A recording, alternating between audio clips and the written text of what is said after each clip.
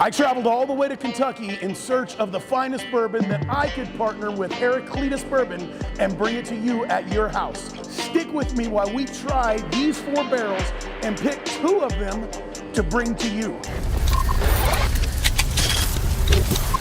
Today on American Outlaw, there are only 2 reasons to come to Kentucky. Number 1 is the horse racing, of course, the Kentucky Derby. Number 2 is bourbon. That's why I'm here.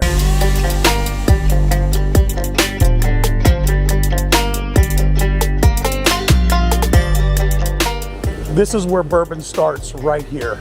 You have the silos on the outside of the building that get filled up with a semi-truck. So they bring a semi-truck in, fill these up, and then they can sit here for unlimited amount of time. They pump it into the mill, and the mill is able to grind it up into the powder so that it can start its processing. After that, it comes into these tanks, and this is where, in order to make bourbon, you're gonna have 51% corn, and then whatever your other mixture is, whether it's barley, rye, or wheat. They basically have all this as a powder, and they're pushing it through. Now let's go on the inside and take a look at the next steps. Now we are in the distillery. So we just left the portion where they bring the corn into the silos, and then they mill it, and as they do, these 2 pipes, if you remember the clear 2 bins outside, bring the grain inside, and this is where they do their secret mixture. Each bourbon or whiskey distillery has their own blends for the flavors that they want. So a special blend will come into this. They add water to the tank and then citric acid. They get it up to 180 degrees and they cook it for 3 to 4 hours, and then it moves into the fermenting tanks. In the fermenting tanks is where they add the yeast. Comes from the distilling tank in one of these small pipes. It goes way up here, probably 30, 40 foot to a copper pipe. This portion of it is where you turn on the steam. This part blows my mind. So you turn on steam, and steam is coming up through the bottom here, and the mesh, which is the fermented alcohol portion of it, is coming from the top. And as they meet, the boiling point of ethanol is 173 and the boiling point of water is 212. So now it pumps this ethanol as a steam into this copper pipe. And that swimming pool that we saw outside is cooling this copper pipe, and it turns it back into liquid. And then it comes into this tank and distills it one more time, and then it comes into this tank as ethanol. That's crazy. But if you drink that first portion of it, boom, you're blind immediately. This system with their distillery, the vertical portion of it, makes it to where the methanol leaves, and that's never something that's a problem. So that's why you don't ever hear of a professional distillery, oh my gosh, people drank this and they went blind. I just wouldn't try this at home. You literally risk the chance of tasting it and going blind because you didn't get the methanol out. Then they pump it right here into their cutting tanks. Inside the cutting tanks, they use reverse osmosis water. And what that does is it cuts the proof down. This is how, I guess, how you start the control of how hot a bourbon is.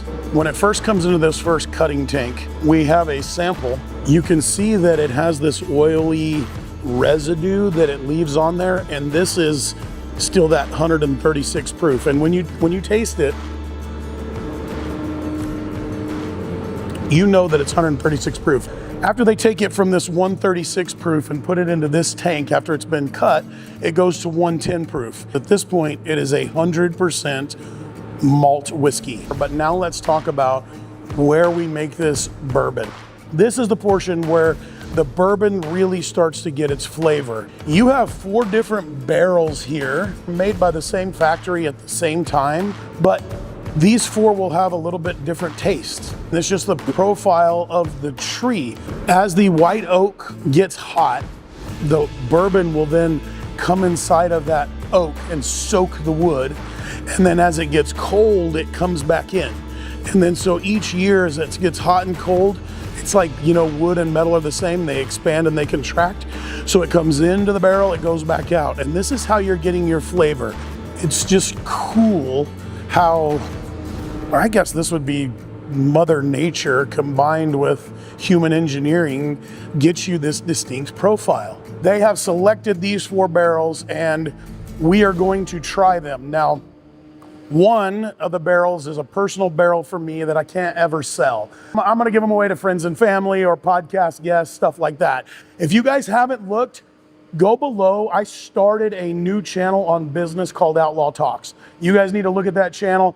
It's not for you if you're just like, hey, I just wanna have fun. But if you wanna be an entrepreneur, a business guy, it just in general, better, stronger man, that's the channel you wanna go look at, where I'm telling you how I built a $300 million company.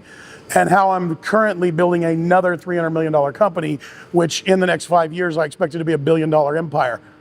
I never even thought this was possible 5 years ago, and I'm giving you the journey on how I got there. The other one is gonna be the one that Heraclitus and American Outlaw release. So what you're gonna get from this is the bourbon that I like. We're here with Joe. He owns Heraclitus. We are friends of the Tactical Response Group and James Yeager. And so Joe, thanks for having us out here. And it started off as something that I just wanted to do. There's more of a token to give as a gift. Because like our guys that train aren't hardcore drinkers and stuff. In fact, most of them are non-drinkers, you know? But I was like, all right, this would be a cool idea to develop something private for us. We'll take creek water, make this bourbon, and then have this special gift for special occasions and so on and so forth. And that's really kind of all it was gonna be. But we popped off and did really well, and it's kind of grown. And so that's how I initially kind of got into it. They age very slowly in their original barrels. That's why they sit for years and years and years and years. When you dump them into these barrels, they're heated up differently, like a toast, where it's just like a thin layer of heat kind of. And there's just different ways they blow smoke through them and do more toast and less toast. And when that passes in and out, pulls some flavors out.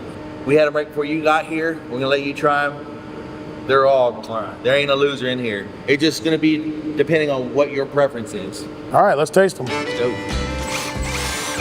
oh shoot, okay. you do the honors of the hammer.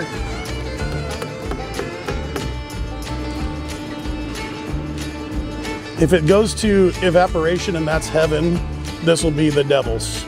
That'll be the devil's portion. Cut. The devil's cut goes on the ground.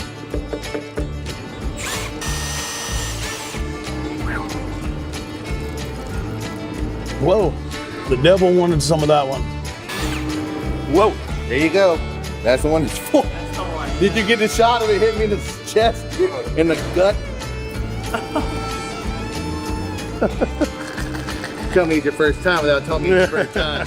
Look at that. Bourbon is a messy sport.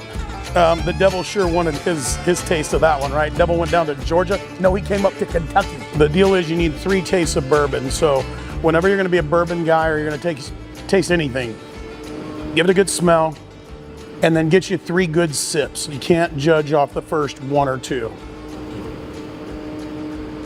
Yep, I can feel my tongue literally burning. Not quite as bad as mouthwash, but close. This one's sweeter than that one for sure. It's really early in the morning to be drinking bourbon. Okay, so at the back side of that one was a little bitter to me. Last drink of that, I swished it around and it still did burn my tongue just a little bit.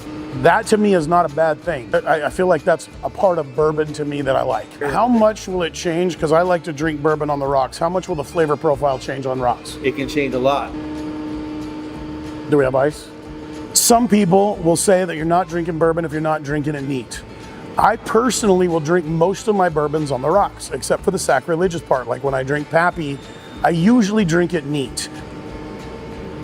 Now I like this bourbon a lot more.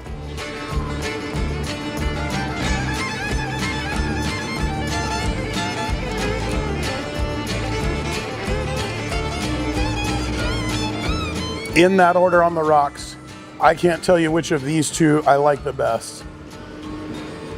Maybe this one, maybe this one. Then I prefer this one, then this one. If you like TX, if you like Elijah Craig, you're gonna really love this barrel. If you like Weller 12, you're gonna like these 2 barrels. This might be a tad smokier than Toasted Basil Hayden. If this hits my channel and he doesn't sell out in the first day, like, come on. This one is gonna be from my own private collection. It's not for sale. It's only for gifts. So you have to know me, and I gotta love you. for you to get this one. This one is gonna be Heraclitus President's Choice. This one is gonna be the Heraclitus American Outlaw. I had a hard time picking because I would take all of these.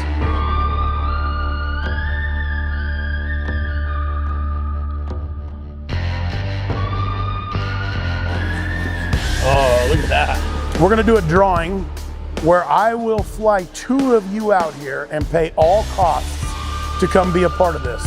Anybody else is welcome to come. Once you buy the bottle, you take a picture of you in the bottle, you tag us in Instagram, and that is how you are going to find out who the winner is and how we're gonna pick who of the 2 of you are gonna come up here and hang out with us. This is the next stage, and it is the bottling facility. So as we look, you can see all of the machines that they have to bottle. It blows out the bottle to make sure that there's no dust or small shards of glass or anything inside. Fills the bottle up. Here's the labels. It's actually pretty cool. So the Heraclitus label is a kind of a metal sticker. The Heraclitus Select, which is the back of the bottle. And then where is the one that is the coolest? The American Outlaw limited release.